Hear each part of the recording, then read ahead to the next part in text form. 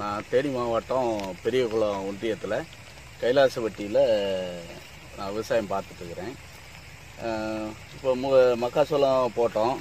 அடி உரமாக மாட்டு எருவு இதெல்லாம் போட்டு தான் விவசாயம் பண்ணோம். பயிர் நட்டு கொஞ்சம் வளர்ச்சி அடைஞ்ச நேரத்தில் யூரியாவும் டிஏபியும் கொடுத்தோம். அது பயிர் கொஞ்சம் ஓரளவு வளர்ச்சி இருந்தது. அதுக்கப்புறம் தட்டை கொஞ்சம் உயரமாக வந்த உடனே உள்ளே வந்து உரம் வைக்கிறதுக்கு செய்கிறதுக்கு ஆள் போய் வைக்கிறதுக்கெல்லாம் கொஞ்சம் சிரமமாக இருந்தது.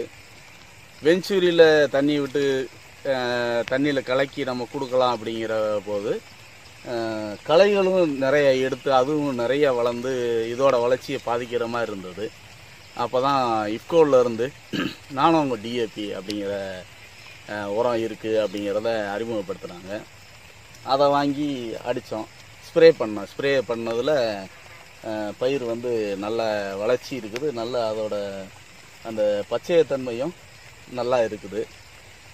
நான் அடித்தது வந்து கற்பூர கரைசலோடு சேர்த்து தான் அடித்தேன். இது வந்து அந்த நம்ம இயற்கை உரத்தோடு சேர்த்தும் அடிக்கலாம் அப்படின்ற மாதிரி சொன்னாங்க. நான் கற்பூர கரைசலோடு சேர்த்து தான் அடித்தேன். நான் அடிக்கும் போது ஒரு பயிர் வந்து சின்ன பயிராக இருந்ததில் தான் அடித்தோம். ஆனால் ஒரு டெமோலேயே வந்துட்டு பயிரோட வளர்ச்சி வந்து 6 அடி பக்கம் நல்ல வளர்ச்சி இருக்குது. ரிசல்ட்டும் நல்லா இருக்குது. நான் இந்த பயிர்லேயும் 2 இதாக கொடுத்தோம். ஒரு பக்கம் அந்த நானோ டிஏபி கொடுத்தோம். ஒரு பக்கம் நானோ டிஏபி கொடுக்கல.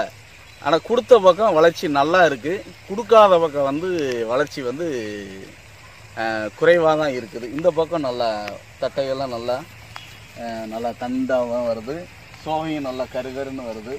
பயிரினுடைய வளர்ச்சியும் நல்லா இருக்குது.